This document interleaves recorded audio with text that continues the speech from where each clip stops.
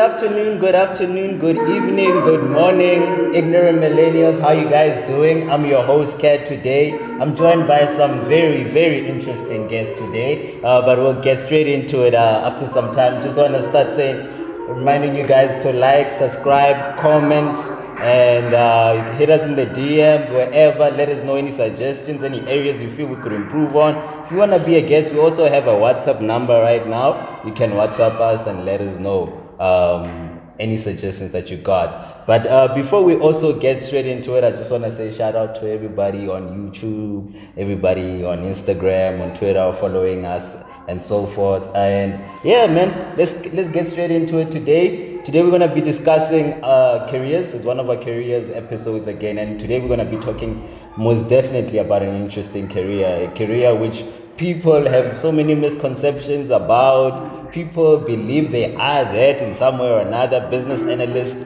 when you think about it, some of us think of somebody who does computer stuff, not computer stuff, who assesses businesses and does financial models for businesses, and there's others who know the IT part of it. But before we get into it, let me start by introducing our guests. Well, let them introduce themselves. I'm sure you remember this lady on my right. Hi, the name is Asa. So I'm from Olifantsfontein, and I'm a business analyst somewhere in Sandton. Okay. And I'm Lucky. Are you lucky? Why are you lucky? I'm Lucky from a small town called Zerest in the northwest. Oh, okay. And I work somewhere around Sandton. I'm one of the, I don't know, they call it... Somewhere, is it in a bank or? It's a bank in Sandton. Oh, okay. Interesting. Or Rose Bank. I don't know the difference. Oh, okay.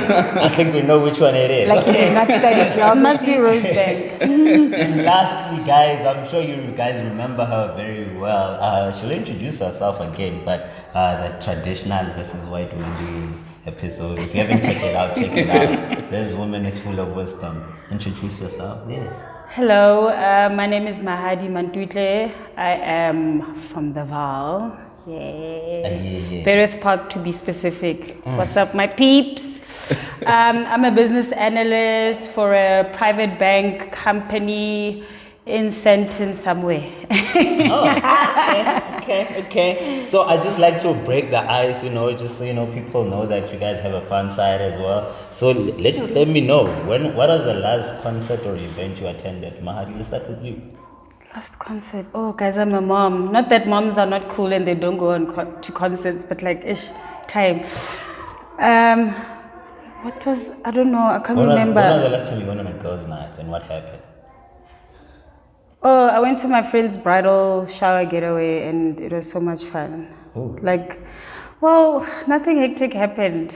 Yeah. Okay. I'm fun, don't get me wrong. It's just so it was a bridal shower. So isn't that like Lingerie.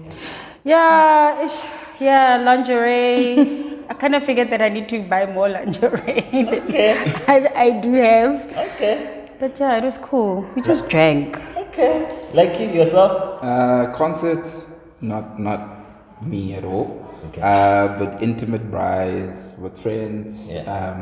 That's me. Had it not so long ago, about a week ago, with a couple of good friends. Okay. Yeah. So that's me. Okay.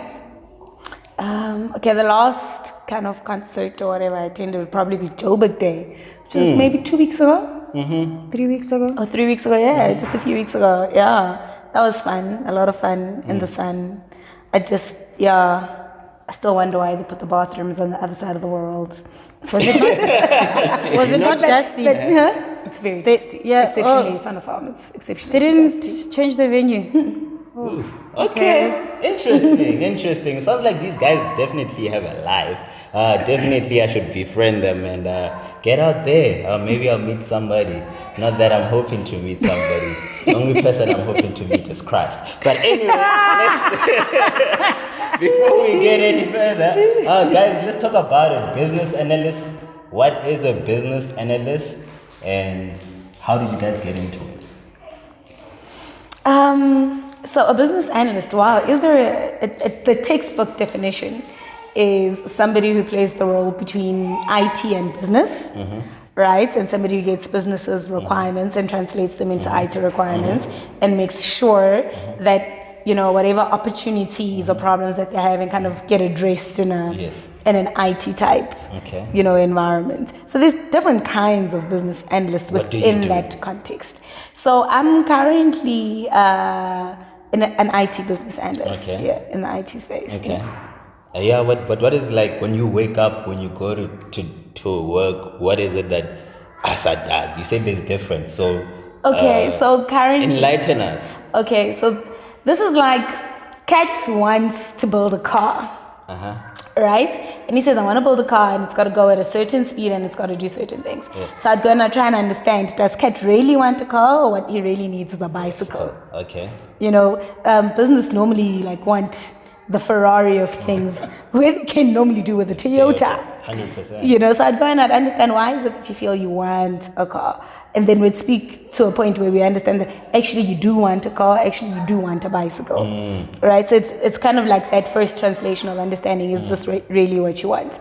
So this is what I do on a daily. And then after I understand that, okay, actually we're going to do a bicycle, I now need to take Kat's business bicycle language and translate it into a language where techies understand that this is the car that needs to be built, or the bicycle. So do you write in code, or what is it? No. Because what language? Don't they understand English? So I mean, from my point of view, like she said, different types of business analysts. You would have those who will be specifically dealing with processes, and let's take it from my point of view, where I would prefer, or rather I prefer being a technical business analyst, because I did a BSc IT degree. I have a background of programming, so I would be bored just to deal with paper and requirements. So what I do as well is I do a bit of, you know, reading of code in Java or in whatever language that the techies do, and that's how you could look at it as well. I don't know if Mahat would add on. So I think a business analyst is both. I truly don't like to split the two. I believe in a pure business analyst, which is someone who, and that's the role of a business analyst for me, someone who understands the business and can speak the language of the business, but also has a good understanding of technical, and speaks because that's what we study. Most business analysts studied IT, so that's your core, and you just need to be able to use your core to interpret it and help the business. So that's how I would define a business analyst. So currently yourself, what do you do at whatever particular institution you work So for me, is it similar? Or? It is similar to pretty much what the other guys said. So what I do in my role right now is basically I try and solve problems for the business. Sometimes it's not necessarily a problem. It could be just a pure need of a new system. And sometimes it's not specifically a system that is a need. It could be a process engineering. It could be a helping with business modeling. So saying this is how our business is structured right now. We want to be able to structure it in a way that will help us interact better with our systems. So it's a lot about going into the business and understanding what your business does and how you can help the business grow without necessarily always using a system to do so.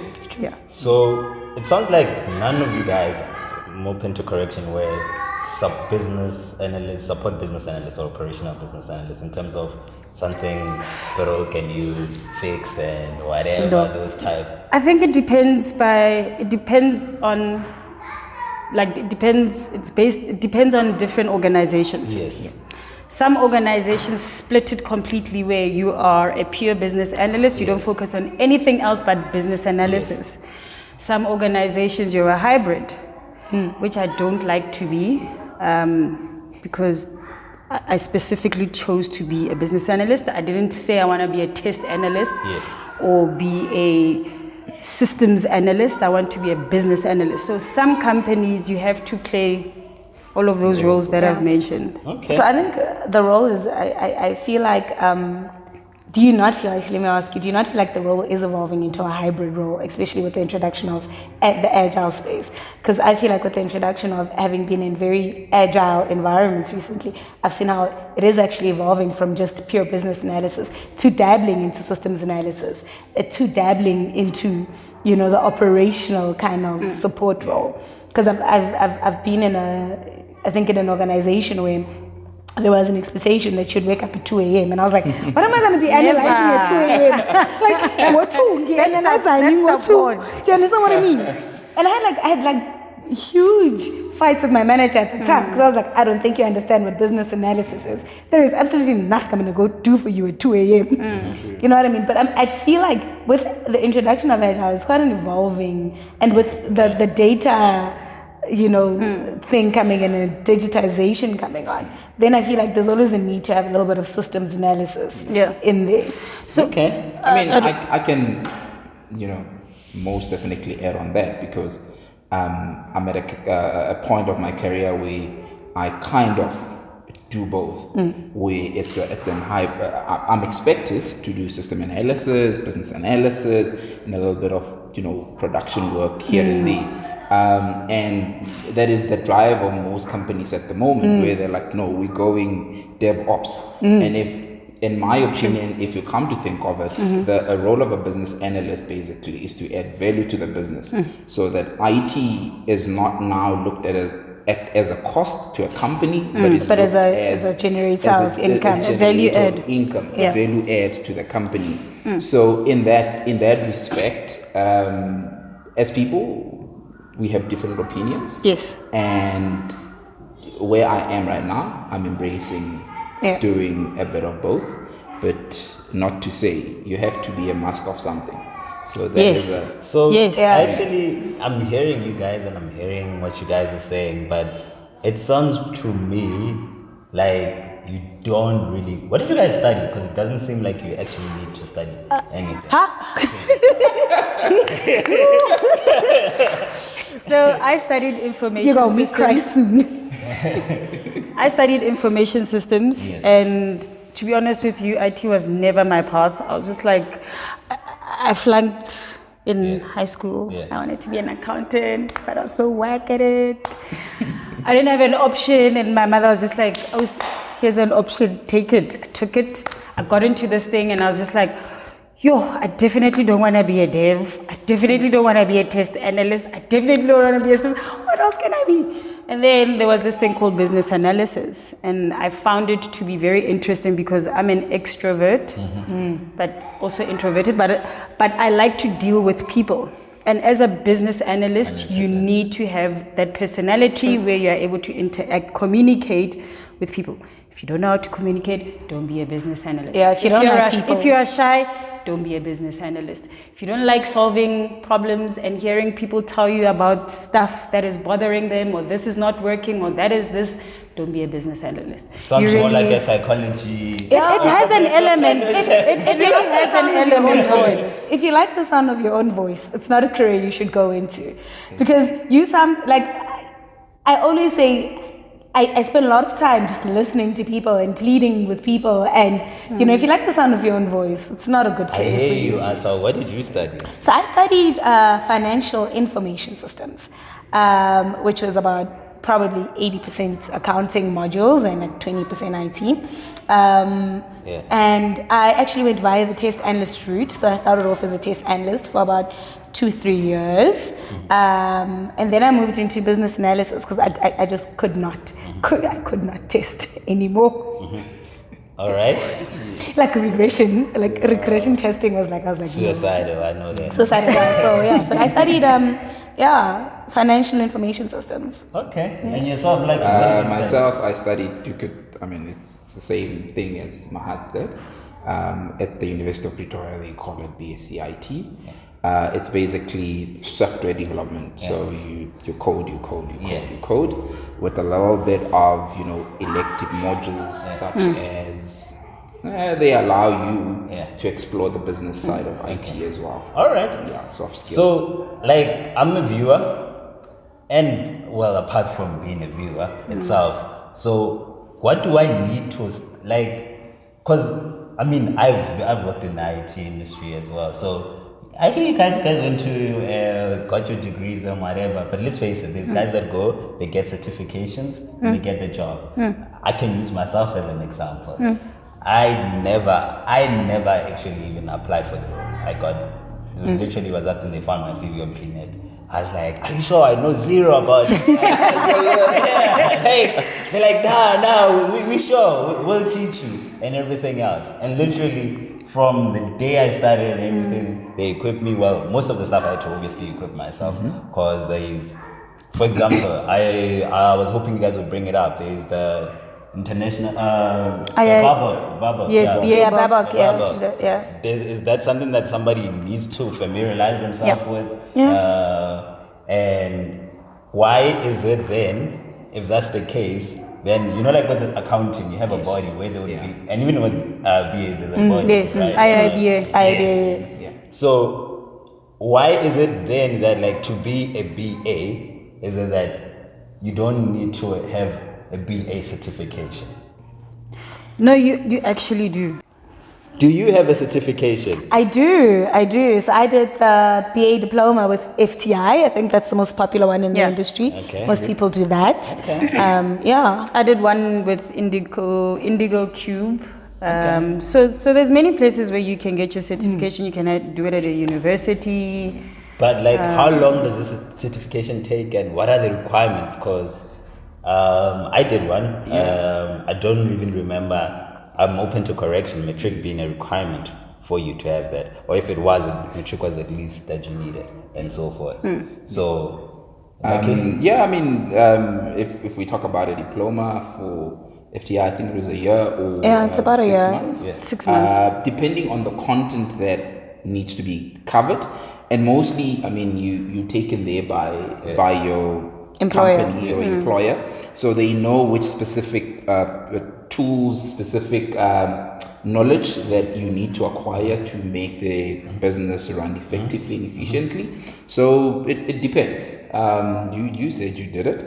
How long was that? That was 6 months, and that was literally, for me, I didn't have the advantage of the company saying, hey, we need to take you. It's that thing. I mean, like I say, I come from an accounting background and investments. Then I got there, then now you're drowning. So in order to help yourself drown, you just go and study. And you study something additional. Yeah, because I agree with you guys. Like, it's not, in as much as people think anybody can go and do it and whatever, but really, especially as well, if you really don't understand what your role is, because a lot of people have some misconception of what it is, and you will literally drown. You'll drown and you'll be like, okay, it's not as fancy, because a lot of people see. I think it's easy. It's not easy. Yeah. And can I just add with the certification thing, right?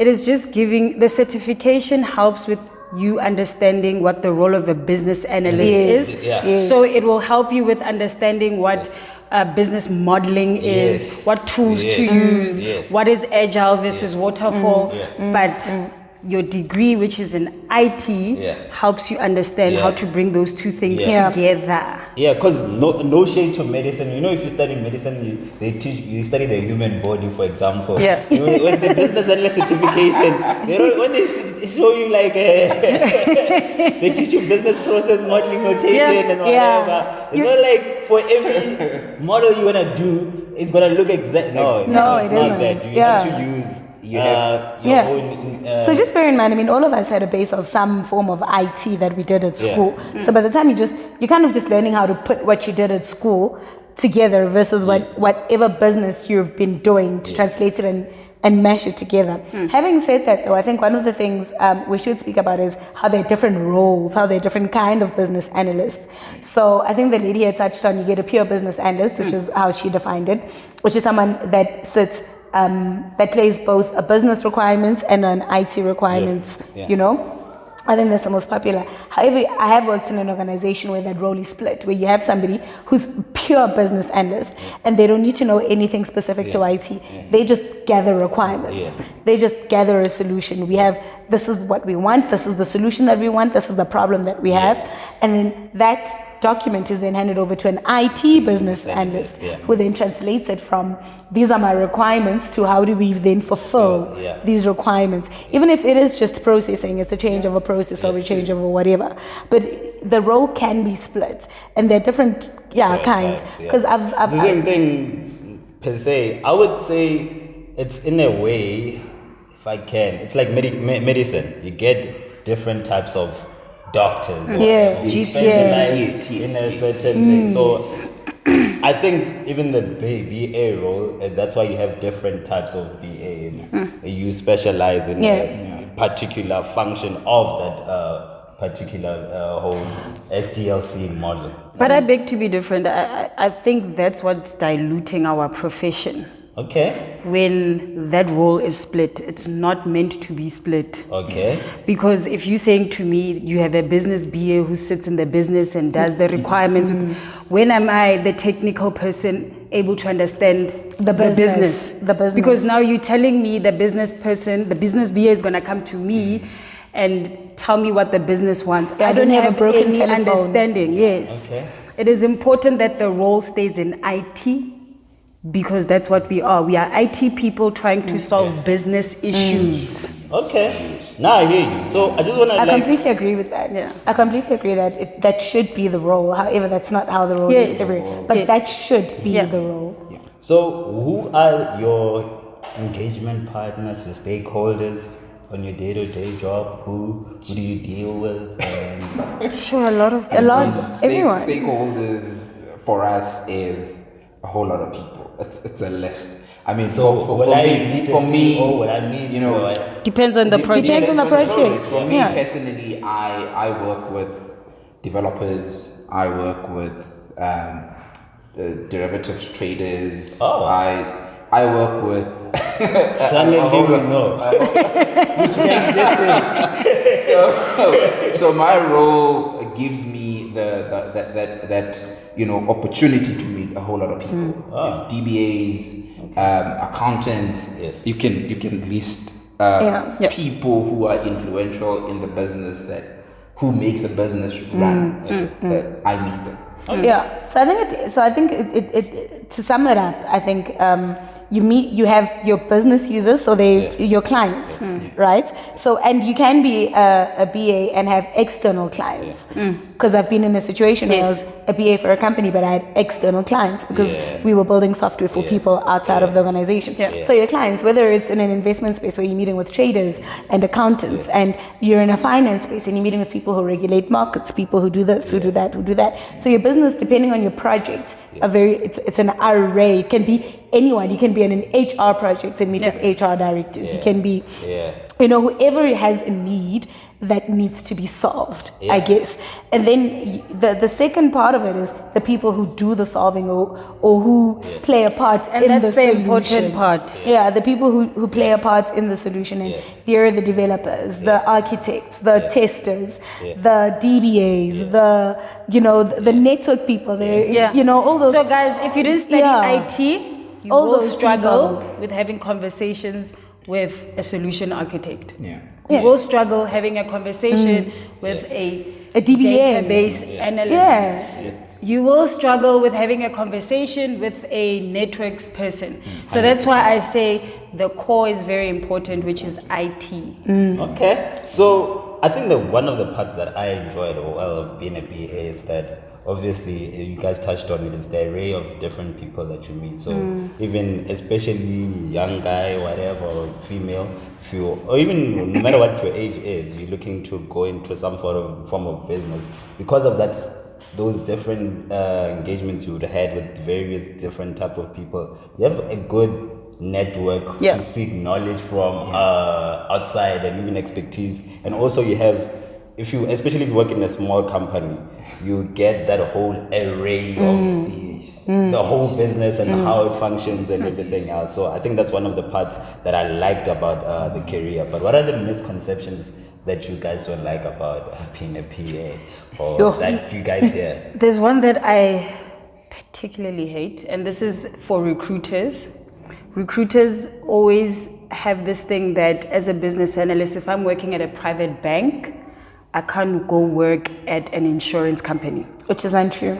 It is not true. Business analysis is the fundamentals of what you do, is something that you can go to any industry and work in that industry. I don't have to understand the industry. I understand the industry when I get into the industry and need to understand what the business does. Okay. I don't have to know insurance from somewhere.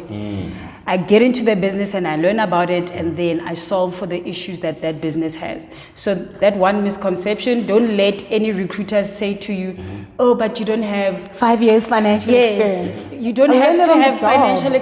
We are not doing, and that's why it goes back to that other thing of, I'm not in the business, I'm in IT. So I don't need to understand your business at that time.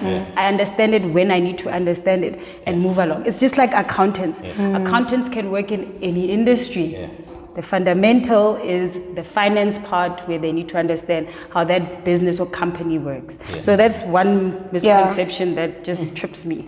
I must say, I completely agree with that, because people are always like, no, we want a BA with 5 years industry experience. And I always say, environment, I can learn the environment. I know my fundamentals. I know what questions to ask. I know how to get to what I need to get to. I can learn the environment as I get along. You just need to have the aptitude as an individual. You know, as long as you've got the aptitude and the willingness to learn, you can always learn an environment if you've got your BA tools up and going. I've also had this very same argument a couple of times. I totally agree with them, with the ladies. But what really rubs me wrong is, come and fix my PC. Yes, Jesus! Oh, hallelujah! The printer's not working. The printer's not working. I also don't know, dude. Like, yes, I don't know. If I want to be nice enough, I would help. No, I never. That's really not my role. Like, he's a nice guy, by the way. Like people here, you're in IT. Like people here, okay, you're yes. Where does that sit? I'm in IT. You know, my laptop won't switch on, and this is me. You know, when my laptop doesn't switch on, I also don't know what to do. I also call somebody to come and switch my first, laptop. but like, so you know what I mean? That's me. Tell me about a system that I have conceptualized, that I have helped build, that is not working accordingly or according to the spec.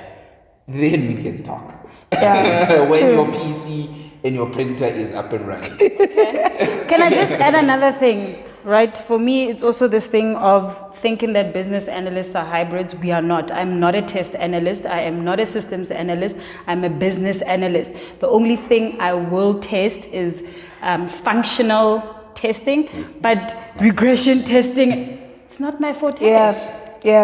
If you want me to test all of that stuff, best believe it's gonna fail. So I agree and I disagree with that statement, right? I agree in that, yes, regression testing, like I said, I used to be a test analyst, and there was this thing called regression testing, and I was ready to jump off the highest mountain because it was like the most mind-numbing thing.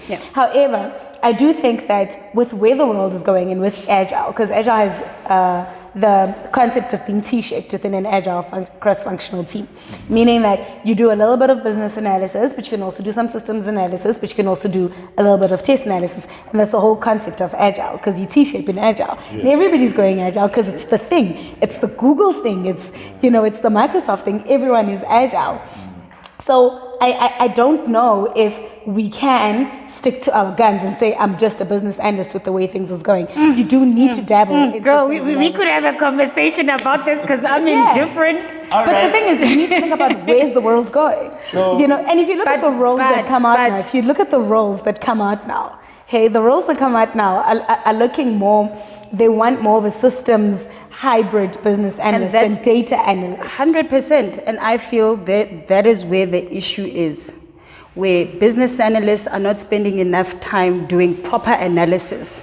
And then what are we doing? We are producing a solution that is not going to work for the business in the long run, because now I must analyze, then I must quickly test, then I must also be all of these things, right? You will never hear a developer having to do analysis. Yeah. You will never have to hear a developer having to do regression testing and all of those things.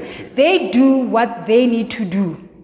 They don't go out of their box. And agile, another thing about agile, I think people misunderstand what agile is. Agile is not about being able to do different things at different times. That isn't the concept of agile, but it has a concept within it. But agile is about being able to produce things at a relatively quicker time, in shorter in shorter sprints. That's agile. Agile doesn't say, Mahadi, you're a business analyst, but you must also help with testing, but you must also help with... So that's not the core function of agile. But within agile, there's a concept called T-shaping. So I know T-shape. Yeah. So correct, agile doesn't say, you need to be able to do many things. But within the context of agile, there is a concept called T-shaping. I think you must split the two, because T-shape is his own thing. Agile is his own thing. I'm in between. I'll like to stay on the fence because I'm in a position where I'm kind of doing both. All. And it depends where you want to take your career. If you want to be a specialist, do that. If you want to be a jack of all trades, do that, because different people have different ways of working. For me, if I were to be a traditional business analyst where I'll just engage with the business, I would be bored. Then why did I study IT to learn how to code? Okay. So I'm on the fence. So on that. Obviously, actually before I touch into the last 2 or 3 questions that I just got, obviously as a viewer, I'm watching this, maybe I'm a graduate, maybe I'm already working and so forth. With anything for me to change or to get into a career is the bottom line. It's the reason why we all wake up and everything else. So, does the role of a BA pay? Hell yeah. Yeah. It does. It does. You just need to know how to negotiate. So, look, I think any role can pay if you know how to negotiate. But yes. Let's put a benchmark here. So, somebody who goes and studies to become a chartered accountant or a doctor, for them to actually get paid, like at the end, whatever, for CA, it takes you, if you like it, to do it on record time, 7 years, right? So it's after your 4 years of a degree, right? And 3 years of working, right? And somebody who's a doctor is 6 years now, right? So if we now put all you guys on after 7 years from matric, right? And you all did record time, where would the salary wise, in terms of that benchmark, like where would 7 years? So it would be 3 years for you after your postgrad. 4 years. So where was where would salary wise be a CA amongst those 3? Would it be because you can't compare us to CAs though. The truth, I think that CA the benchmark, is that like a salary benchmark? No, I'm saying CA is like salary benchmark. No, doctors. That's paid. If we say somebody's paid, that's the typical benchmark for anybody. Okay. Yeah. If I were to answer that, it would be in a different light, a different way of looking at it. Right? Different fraternities have been ongoing for so long.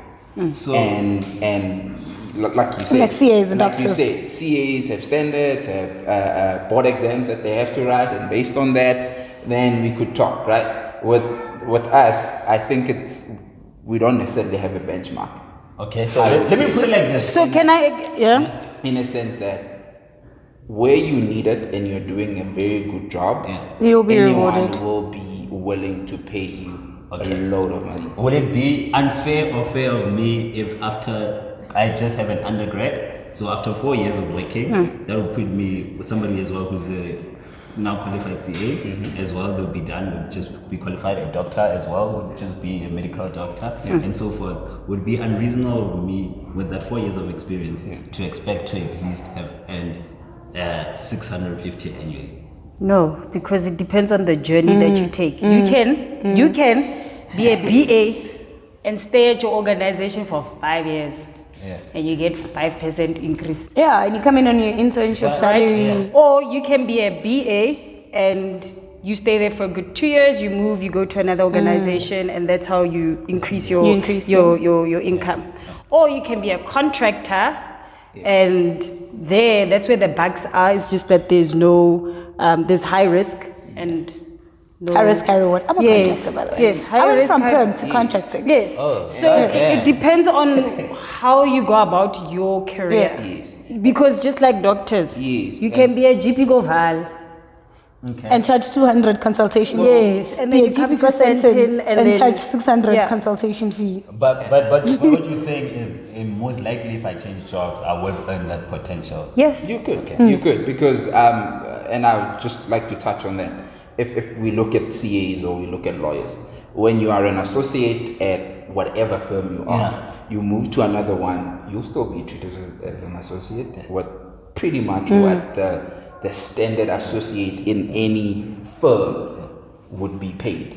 Okay. But with us, it's a little bit different, where I could be working where I am now and I jump to another company and I would be given 25, 35% increase based on what the job spec said and what my responsibilities would be. And then we're talking a different ball game of money. Yeah, and based on the needs of the company you're going to. If they don't have a strong IT team, and the skill you bringing in is something that they so need, those people are just gonna be like, okay, they will. Some they do ask you, how much do you want? Some say, So I think this is what we'll give you. Look, it's a role, maybe the answer to the question then is it's a role that you can be very paid in, but you have to be a very good negotiator and you have to own your career. You have to own your career. You can't, I always say it's great to be niche in one company, but if you sat there for 10 years and you're a BA in that one company for 10 years, all you're really taking in is like a 6% increase for 10 years. You know what I mean? You have to own, as in any other career, you need to own your journey. You need to own... Okay. Experiences, everything. I have like 4 questions and I'm going to give each of you one question. You have 30 seconds, like 30 seconds to answer it each, right? So I'm going to start with you, Mahadi, right? We're moving, it's 4AR and so forth, and obviously it's very apparent there's going to be a need maybe for more business analysts, and obviously there is a demand. If we didn't answer that question to our viewers, there is a demand for business analysts, and not only business analysts and other professions in the IT, which we're still going to cover, so we're going to have episodes on them. But for you right now, as a mother in IT and with 4AR, I think it's very interesting. What would you tell your son to study? You said you were told by your parents what to study. What would you tell your child to study now? Would it be something in IT? Would it not be something in IT? No, it wouldn't be IT. It would be sports. It would be sports. I want a soccer player. You must kick the ball from 6 months. And why? You must be a cricketer then. Why would you go for that and not something that's similarly going to be on the rise? Because technology is not something that's going to fade away. It's only going to continue. Sports never fades away either. We're forever in the sporting world. And for me, we are a family that loves sports. And I also don't believe, as a mother, I don't believe in pushing. No, it's not pushing, it's advice. Traditional. For me, it's about at that time. I don't think the careers that are available now is what they're going to do then. I might say right now, oh, you must be a doctor. Doctor will always be there, but there might be different types of specialists by the time he becomes whatever. Okay. So for me, to answer that question right now, I'd say cricket, sports, because sports is always there. He can fuse sports with anything. Okay. All right. So now let me get to my question to you, Lucky. So, Lucky, so you mentioned you work at a bank, right? Yes. And so what are the typical working hours of a business analyst in there? And if you weren't a business analyst, now because you're exposed to those different careers, would you change? Working hours a bit crazy. Okay. Specifically where I am, because it's a 2-man team, so you could do from 8 to 10 hours. And would I do anything else? I would. What would it be? Honestly, I like motivational talks. I like engaging with people, so I would definitely do that. Okay. That's what I'm passionate about. Instead of paying the bills the way I am, I'd rather pay the bills doing what I truly, truly love and what I'm passionate about. You can still do that. Side hustle. I'm working on that. Asa, you mentioned you're a contractor, right? So why the move from permanent to contractor, and what are some of the difficulties you face in being a contractor? That was it. No brainer. That was no brainer. I went from working for an investment firm, right? Yes. For an investment bank, actually. And, that it was a decent salary with decent perks. Yeah. And maybe a slightly above decent perks. But somebody came calling and said, we've got a contract position, we'll pay you X amount per hour. And I worked it out, and I was like, this is much more than the perks and the it was money. No, you don't get leave, but you work that into your rates. Yeah. Okay. Yeah, you work it into your rates. So you don't get leave. You get I think with the bank, you get 20 days leave. Yeah. So you work. We've changed, darling. It's 25. Oh, 10. No. How much? It's flexible. Oh, yes. You guys work from home and all sorts of nice things. Oh, God, yeah. Oh, yes, I remember. So, you work all those things in. You don't go in there blindly. You work in and you're like, okay, I'm going to be losing the fact that this organization pays for my school. I'm going to be losing my leave. I'm going to be losing my sick leave. I'm going to be losing benefit XYZ. But I want all of these things to become a monetary value that comes into my pocket at the end of the month. So you work all that in. So the risks that comes with contracting is that it's very high reward in that you